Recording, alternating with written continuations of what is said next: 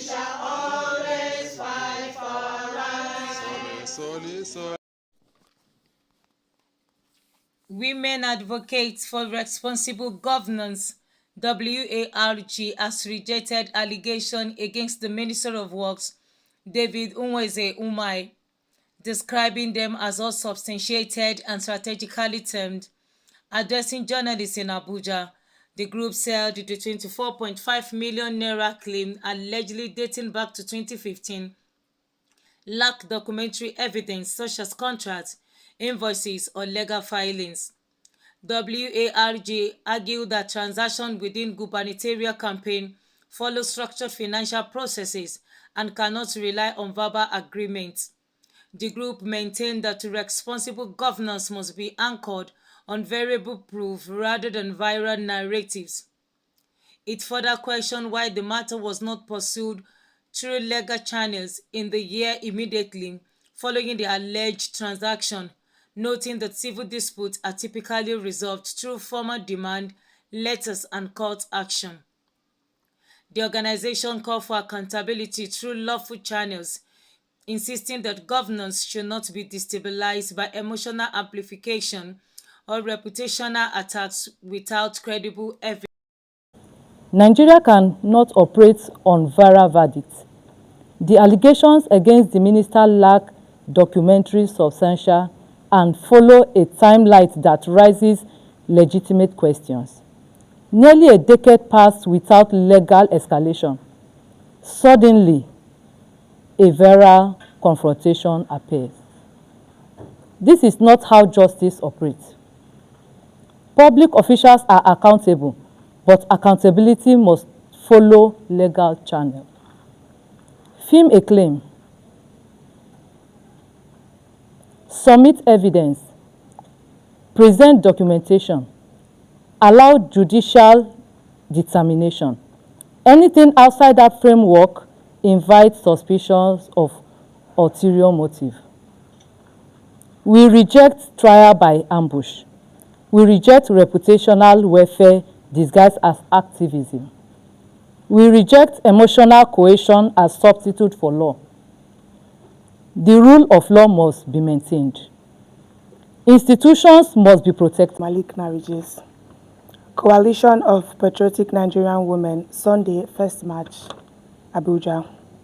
We speak today as patriotic Nigerian women who understand commerce, contracts, and credibility. The narrative before the public insults the intelligence of serious business operators. A 24.5 agreement, no arbitration, no legal notice, no advance payment, no litigation for nearly 10 years. This is not commercial behavior. This is implausible. As patriotic women committed to national stability, we will not sit back while a serving minister supervising multi-billion infrastructure corridors is distracted by allegations that fail logic tests. Nigeria is rebuilding. Roads are being rehabilitated. Strategic highways are under supervision. The country cannot afford political timed distractions. Justice is sacred and we will not allow it to be diluted. We are supporting the minister not out of sentiment but out of principle. Justice requires proof. Institutional integrity requires discipline. The allegations circulating lack the minimum threshold of commercial credibility. A transaction 24.5 million cannot exist without documentation. No serious businesswoman supply goods that magnitude without contractual backing. If such supply truly occur, where is the civil recovery quest? Instead, we see a performance. Particularly alarmed by the emotional framing of this issue to provoke public sympathy. Gender advocacy must never be converted into a shield for unsubstantiable claim when serious allegations are made without evidence. It weakens the credibility of genuine victims. Reckless allegations are being weaponized to attack governance without proof. A woman advocates for responsibility governance. Our mandate is clear. We defend structure, leadership, accountability through lawful means, and protection of public institutions from coordinated reputation sabotage.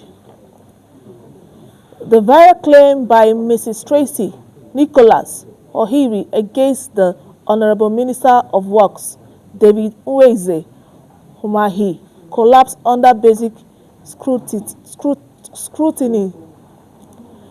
A 24.5 million transaction allegedly occurred in 2015, nearly 10 years later. There is no account, there is no contract, no invoice tray, no delivery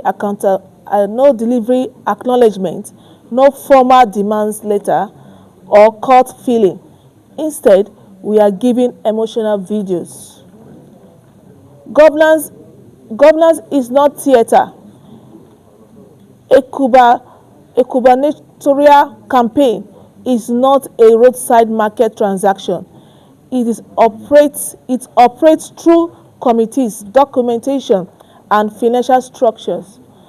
No serious political structure approves tens of millions without paperwork.